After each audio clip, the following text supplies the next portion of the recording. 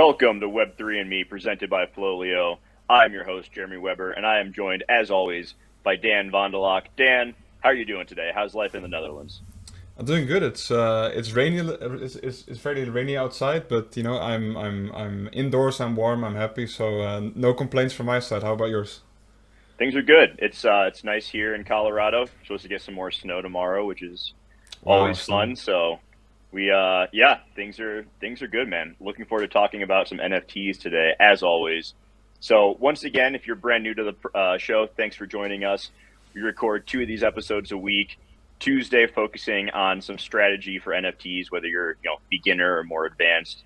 And Friday is a recap of what is going on in the marketplace. So today's show is focusing on tips for NFT collectors. Now it says new NFT collectors, but this can also be a good refresher if you've been around for a while and you need maybe a little pick me up as far as the grind that can be NFT buying and selling. So nothing we say today is financial advice. These are, we're not going to be telling you to go buy certain projects. We're going to be focusing on general strategy around, protecting your NFTs, selecting projects you like, and then some buying and selling also. So please go ahead, like and subscribe the stream here. We really appreciate that. Give us a follow on Twitter at FLOLiO_. And if you find this information useful and you have friends or family who are looking to get into NFTs, please send it their way. We want to help as many people as we can have a positive experience here in the world of NFTs. So Daniel, let's jump into it, shall we? Let's start off. Our first few tips are going to be focused around security. Before you do any sort of buying and selling of NFTs, you need to make sure you have everything in place to secure your NFTs. Now, if you're new, you may have heard the term MetaMask. Don't type it into Twitter because you'll get all sorts of Yeah, scam replies. yeah, But MetaMask is the wallet where the most popular wallet for holding your NFTs. We recommend creating two of these wallets. Reason being is we want to have a hot wallet and a cold wallet. Daniel, can you break down the difference between those two wallets for the people? yeah, definitely. So essentially, the hot wallet is the wallet where you transact on the most. And when we say transact, we're usually referring to interacting with contracts. And a cold wallet is a wallet where you try to interact like as little as possible. So you basically have like your assets in a storage that you don't ever use or almost never use, just to limit the dangers, like just so you don't get like hacked or stolen or whatever. So with a hot wallet, what you do is you keep it as empty as possible with as little as Ethereum in it as possible, and then just transfer over some ETH to that wallet and to mint a project or something, and say, hey, the project might be like a rug, like a scam, and your wallet gets hacked. That way, you lose almost nothing compared to like your vault, as commonly referred to, your cold wallet. Yeah, so be safe. Yep, with that hot wallet, that's where you're going to do your buying and selling on the secondary marketplaces like LooksRare and OpenSea. If you're on the whitelist for a project or you're just minting a project that has a public release, you would mint from that hot wallet. We Yeah, don't recommend ever minting from your cold wallet. That's going to be, like Daniel said, where you send your really valuable yeah, NFTs if that's the approach that you take, so that you're limiting your risks because yeah. there's always going to be risk, but you want to minimize that risk when it comes to your really valuable NFTs. So create those two wallets. And going along those lines, investing in a hardware wallet is our second tip. So there are a few different options. There's Ledger, there's Trezor, and with those, you would link that device to your cold wallet. And you would want to make sure that, every interaction, every contract signing goes through your hardware wallet. And there are walkthroughs on how to set those up. Another point with the hardware wallet, always buy directly from the manufacturer. If you're Yeah, buying a Ledger, buy it from the Ledger site. If you're buying a Trezor, buy it from the Trezor site. Do not, under any circumstances, buy a Ledger off of Amazon, okay? You are asking to have all of your shit stolen. yeah. So please, please, if you're going to buy a hardware wallet, which we recommend because it's one of our tips, buy it through the manufacturer. Anything to add to that one, Daniel? Absolutely nothing. Well, other than I think you said something about all transactions going through your hardware wallet, but I think you might be referring to hot wallets, right? No, so if you're transacting through your cold wallet, make sure it's linked to a hardware wallet, is what I meant to say. Oh, gotcha. Yep. So if Okay. you're ever selling anything or transferring anything out of your cold wallet, make sure that you have the hardware wallet attached to that. Yes. Yes. Yes. Yes. So tip 3 is going to be about DMs. Now, you may be sliding into people's DMs on Instagram, but if people are sliding into your DMs on Twitter or Discord, that is a big red flag right off the bat, and we want to make sure that we're interacting with those DMs as little as possible. That's how a lot of people get hacked. Daniel, can you talk everyone through how to turn off your Discord DMs? Yeah, definitely. So on Discord, at the bottom there's a little cog, like a setting. So you press that, then you proceed to go to privacy and safety, and then there's a button that says allow DMs from server members. If you disable that, then you're good to go. You're Okay. safe. Yeah. And once again, do if someone sends you a link through a DM, Yeah, under yeah, no circumstances should you click that link. There's some NFT trading sites out there. NFT Trader is one of them. They used to have it where you had to yeah. click a link to finalize a trade with someone. They've recently, in the last few months, changed it to where you don't have to do that anymore. So if someone is working out a trade with you for an NFT and they're like, oh, hey, just click this link real quick and it'll help us complete the trade. Do not click that link. Okay. Please, whatever you do, don't click links in DMs and don't interact with people that you don't, haven't previously talked to. It could lead Yeah, to some bad things out there. yeah. And it's important to add to that is that those scammers usually try to get you on the urgency part. So they often say, "Oh wow, we're minting right now, stealth mint. We have 200 left. Mint Oof. now, mint now." So and it's always like the FOMO and the urgency that they try to act on. So if you ever get a DM saying anything minting, just please ignore it for your own safety. Yeah, I'm sure Daniel, you get them all the time in Discord. Like, it looks like it's from Bored Ape Yacht Club, and they're like, "Hey, we saved a few apes, so you can mint them Yeah, right here. yeah. Just click this link." That's 100% not I do true. love Okay, minting apes. yeah, exactly. You gotta love something that you can, all of a sudden mint for 0.08 that's going for 100 ETH, right? Yeah, yeah, That seems yeah. like a pretty good deal. So along with that, our final security focus tip is be wary of scams. The NFT space has exploded over the last year. A lot of great people in it, but with that, there's always going to come bad actors who are trying to separate you from your money. So if something sounds too good to be true, Daniel, it probably is, right? Yep, Yeah. it So really is. be very careful. What are some of the other common ways that you've seen people get scammed outside of their Yeah. DMs? So a very common one recently, and it's a very, very, very sneaky one, is a website tells you to add them as a bookmark, and once you do that, for some reason it's able to inject some sort of JavaScript into your browser, and I believe it should be able to what do you call it, empty your wallet. But it might be hearsay, but that's what I'm hearing at least, or at least people their Discord information gets stolen somehow. So be careful. Uh, never ever add bookmarks for no reason, especially when a website prompts you to. Other than that, it's mostly DMs. The DMs is such like a scam hub. Also, Twitter comments, like you said, Hmm. the bots they scan on certain key phrases like MetaMask, seed phrase, stolen. Like those types of words, and then Yeah. they reply pretending to be like some sort of like support, and they always it always boils down to like, hey, could you scan this QR code, or like, could you send me your QR code or give me your seed phrase or anything like that. Yeah. Never give anyone your seed phrase. The only time you should be entering that is when logging into MetaMask directly through the browser application. So make sure that you're being very careful with that. Providing your seed phrase is a big, big opportunity to get screwed over. And signing contracts also. If you're minting a project on a site, make sure that you actually click mint before you sign that contract. If you're buying and selling on OpenSea, make sure that you're looking at that contract before you hit sign. And if something randomly pops up, you're going to want to go ahead and reject that as quickly as possible. So those are our 4 tips for security. Now let's move on to some more fun stuff, Daniel, because that's the stuff that it's very important, but let's get into the good stuff. So buying and selling NFT projects. Let's talk about that for a second. And we want to begin with narrowing your focus.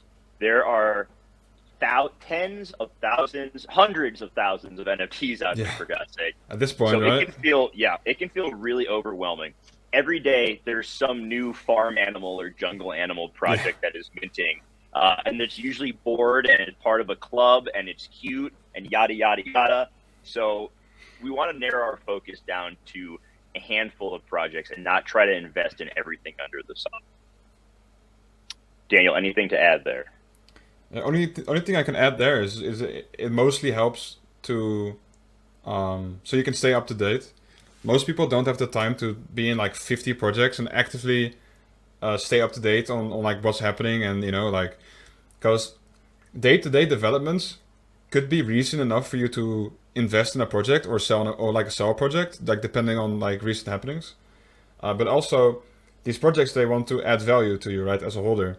So what you'll see is you might get an update once every month or once every couple months, where where they give like something really important, like, oh, you can now claim this because you hold like this certain NFT. If you're in so many projects, it's fairly easy to miss out, because you'll see those notifications on Discord like stack up and up and up and up. And over time, you're just like, I don't really want to read that. So you just like right click read. And I'm guilty of that, doing that as well. Like I've missed out on some stuff just because there's too many projects for me to keep track of. So something I can really recommend is, focus your attention on a few projects, handle with conviction, and that's all I can say on that. Yeah, the Discord thing, it can be really easy to just start clicking links to Yeah, Discords, and next thing you know, you're in 100 of them. So, narrow your focus down to a few projects that you're into for the long term, keep those Discords open, and then have a few other ones that maybe you're researching, getting into. And as soon as you're no longer interested in a project, just clear that out of there. Don't yeah, deal with yeah, it. It can be overwhelming. You want to focus on a few things. So along with that, tip number 6 is going to be do your own research. You'll see people talk about this all the time. And a lot of NFT influencers will give a whole long spiel on why they think something is the case and then end it with, oh, yeah, but do your own research. yeah, yeah, And yeah, we're not really sure, when someone gives you a list of 10 reasons why you should buy what they're telling you to buy, but then says do your own research, it can be a little bit, it can seem a little disingenuous. disingenuous. Yeah. So when you're doing your own research, Daniel, what are you looking for? Um, it's kind of odd. I base some of my research just based on social media numbers, and I don't mean like just plain followers or like all that stuff, but it's mostly going off like sentiment and like how much engagement are their posts actually getting. It's often a fairly good measurement to see how many people are actually interested. And one particular one I'm looking for is like a pre-mint announcement tweet. So let's say a project is minting tomorrow, and they say like 24 hours until we're minting, guys, and they say it on Twitter, and they have a 10,000 asset collection, and their post has like 100 likes.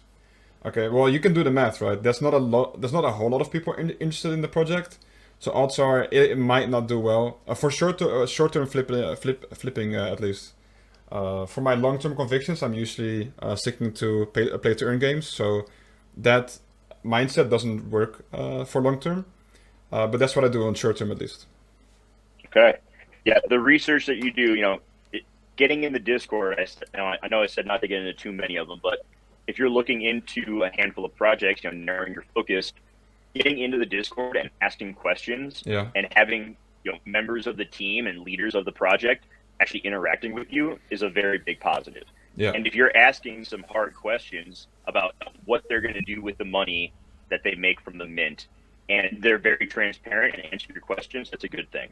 I've heard of plenty of people who ask that question and immediately get like banned from a yeah, Discord. yeah. That's a In red which flag. case, you're going to want to steer very as far away as you can get from that project if they're not willing to discuss how they're going to handle some of the finances. Because Yeah, yeah, yes, the yeah, project needs to get paid, but you also need to know how they're going to reinvest into it, how they're going to continue to deliver value, especially with a lot of the projects we see minting for 0.25 ETH and above. Like they have to be very transparent with what they're doing with. That's a lot of money that they're asking for up front. yeah, yeah, So they need to be transparent with that. And if they aren't, that's a big sign that you need to look elsewhere. All right. Definitely. So that's just a couple things to look for when you are doing your own research. Let's get into being a little bit more aware of what you're looking for as a buyer, seller, investor, however you want to categorize yourself. So what I mean by that is knowing, are you looking to start off with a smaller bankroll and you're trying to flip your way into higher priced items, or are you starting off with a little bit more money? You want to buy into a few good projects, kind of set it and forget it mode. So, Daniel, if you're someone who is starting off with, let's say, you know, zero point 0.5 to 1 ETH, but you want to build up to owning, a 10 ETH plus project, what kind of strategies are you employing there? Well, I think if you're working with a quote unquote smaller bankroll, I think it's important to you know search for many projects. Well, not too many, of course, to for you to like lose your focus. But I think that if you put all your eggs in a single basket and it fails, well, your bankroll's halves, right? I'd say stick with cheap, like relatively cheap mint projects. And as we said on the last tip, tip six, do your own research. I think it's important for you to properly research the team. Just so you're fully confident with your investment. Uh, Other than that, don't waste money on gas unnecessarily, at least. Because Yep. back in the day, well, not back in the day, like a couple months ago, like I don't know, like three Hold four on. months. In the Yeah, NFT world, that is back in the day. yeah, That is it back in feels the like day. it definitely does. Like we had some absurd 200 guai gas. Well, it's just like a measurement we use, but let's just say you had to pay so much in gas. If a mint was 0.03, you would pay at least 0.04 in gas or something. These days, I think it's better. I don't know what happened, but I think contracts in general just became more optimized. I think, Yep. so pick your battles, right? Yeah, it's definitely getting tougher and tougher to flip projects. Like you have to work hard to get on the whitelist for a good project. Mm-hmm. So if you are starting with that smaller bankroll, look for a few things. There's always hype cycles in NFTs. Yeah. So if you can mint a good project and flip it, great. If you can look for other projects that, are in your price range that have not, shot up right away but continue to grow and have a strong team, most projects have their day. Most projects at some point will provide value, and if you can find ones that are underpriced, that is also a good approach to take there. So it's not just about minting projects and then flipping them, right Mm-hmm. off the bat. Sometimes it is good to find established ones that are a little bit on the cheaper side that you want to ride out for a little bit. Now, if you're a longer term holder and you're not looking to be super active day to day, I would recommend you still look for those current projects that are in your price range and try to diversify a little bit. If you're working with 2 to 10 ETH, that's a bit of more wiggle room that you can jump into a few mid tier projects and try to hold for the long term. And a lot of those will provide airdrops and other ways for you to grow your bankroll from there. Now, if you got a lot of money to start with and you're in like the 10 plus ETH range, you can probably, mess around a little bit more, buy something out of the Bored Ape ecosystem, out of the Cool Cat or Gutter Cat ecosystem, and look to hold those and continue to see them grow in the future. So that is tip number 7, really knowing what you're looking to get out of your time in the NFT space. Now let's move into our final 3, which can be focused around actual buying and selling. And this first one is something that I learned the hard way when I first got in last April, which was I knew about Bored Apes when they were about half an ETH, and I only bought one of them. And so I learned the hard way that if you like a project and you have conviction around it, you should buy multiple of them. Yeah. And when I'm saying that, I usually like to get at least 3 of a project if it's in my price range to do so.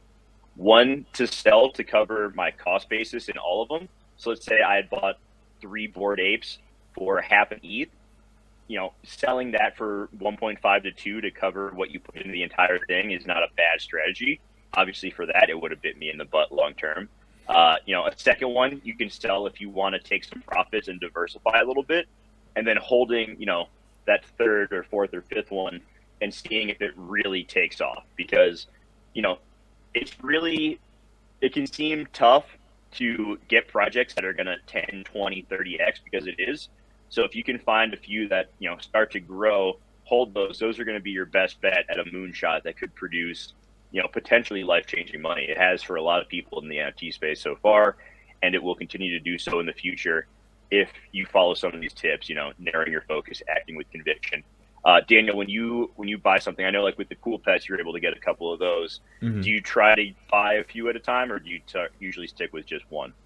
I think if my wallet allows me, I Okay. I prefer going for multiples as well, mainly for the reasons that you outlined, but also it's something that people I think overlook, and that's the psychological effect of having more than just one in a single project, and that really allows you to like zoom out a little bit more, because we all know the whole unique ownership percent thing for a project, right? So if a project has like a more than 50% unique ownership, that means there are a lot of people that have only one of a single project, and they might be afraid to step out because like they'll be like gone out of the project completely. So by having multiple, that allows you to sell something while still be in the project. So this really allows you to really look at the situation at the situation and like handle accordingly. So that's why I prefer having multiple, at least more than one. And like I said, to cover cost bases, to sell for profit, like to hold just in case. Yeah, that's why I prefer to get more than one. That's a really good point. It's especially tough with NFTs. It's not like a stock or a crypto coin where Yeah. you get really attached to any one. A lot of people with their NFTs, like if they really like the way that it looks, say they have, an Azuki or a cool cat that they really like the appearance of, it can be hard to sell it if they Yeah. get really attached to it from that standpoint. So, going along with that, be aware that if you're in this for the long haul to make some money, you can't get too attached to that NFT, and buying multiples can help, Mm. leverage that and make sure that it doesn't happen. So let's move into tip number 9, which is something that, a lot of people have learned, which is don't overinvest. And if you've ever been, I compare it to going to Vegas. Yeah. You ever been to Vegas, Daniel? No, I haven't, but I do my fair share of gambling now and then, though. Okay. So when I go to Vegas, I'm not sure if you knew this, but I used to play poker for a living. So I've Okay, been interesting. I've been to Vegas quite a bit. Whenever I go to Vegas, I only take with me the exact amount of money I'm willing to lose. If Yeah. I'm going down to the casino floor for the night, I leave my credit card in the room. I take down however much cash I'm willing to throw away at the craps or blackjack table, Yeah. and that's it. With NFTs, it's not like going to the casino, but it is still a very new and highly speculative market, which is why there can be huge returns if you hit it right. But with that comes big risks. No Exactly. investment that could ever 100x came risk free. That's just not realistic. So if you're getting into this, I'm imploring you to not overinvest, because then you don't act rationally. Okay. People do not make rational buying and selling decisions from a place of emotion. And if you're over investing, you're going to act from a place of emotion. So please be very smart about the money you are investing in NFTs. Yeah, definitely. And it's funny that you say that you play poker for a living because I'm also quite a big poker guy. Oh, yeah. Uh, I've never played for a living, but I have always enjoyed playing on Poker Stars, for example. So I used Um, to play back on Poker Stars before it was shut down in the oh US. I yeah, played yeah, yeah, yeah, played on Poker Stars in Full Tilt, and then I played professionally my last 2 years of college, and then my first 2 years out of college, and then everything got shut down, and that yeah. was not great. So I'm jealous that you can still play on Poker Stars. Definitely, yeah. But also just to add on the only investing what you're willing to lose part, and that is again, this also has a psychological effect. If you're investing something that you can lose, you're also better at making a sensible decision. If you're investing money that you can't lose, and you're there looking at sites, you're like, oh guys, no, the floor moves 0.1. It's going down, guys. No, what's happening? Like don't be one of those people. Like the Discord servers are full of them. Yeah, I like to call them the Moon Boys, because the whenever Moon something Boys. goes up, they're Okay, like, let's go, it's pumping, it's pumping. that So sounds like the name of the boy band that you're in or something, the Daniel. Moon Boys, yeah, Daniel, the Moon Boys and Daniel and the Moon Boys. Dan and the Moon Boys. Yeah, yeah, Yeah, yep, yep, yep. panic selling has cost people a lot of money, and overinvesting can lead to panic selling. So do not overinvest, ladies and gentlemen. So let's jump into our final tip for the day, which is one that everyone forgets about, especially when times are good and the floor keeps rising on the projects, and that is to take profits. This goes hand in hand with the buying multiple. Yep. It's a good thing to take profits on the way up. You probably are never going to nail the exact peak of a project. I think I've done it 2 times in the last year of buying Yeah, I've and done it a selling a few ton of times, but that's NFT projects. I got lucky. I'm not going to pretend like it was, my foresight of like, oh, this is the yeah. exact moment. I put my stuff out for sale because I was willing to take profits. And on those ones, I took profits at just the right time. So don't be afraid to sell. In the moment, you can get caught up in the hype of our project has gone up 10, 20x in the last week. It's going to keep going to that place. No, it is not. Daniel and I have talked about this before. We see it, monthly, weekly sometimes. These projects start to rip, and Yep. everyone has just this. Their eyes get full of dollar bills Yeah, the and Moon money Boys. signs, and they're just like the Moon Boys. Daniel and the Moon Boys. They get too excited and they forget to take profit. So, Dan, should the people take profit? Yes, sir. Yeah, definitely. And again, like you mentioned previously, it really goes hand in hand with buying multiples. I had when I was new to NFTs, I had two Onis, and then if you're familiar with the scene, they went up to like around 8 ETH very early on. If I were to handle to these tips, I would have made so much money. Instead, I held, right, because I was like, "Wow, I'm new to this and it's going crazy. Like I've never had this kind of money. It's kind of like you don't just sit there and suddenly have something worth like 60 grand." Yep. So if I was like old me or like new me or whatever, I would have at least sold one and kept like a large portion.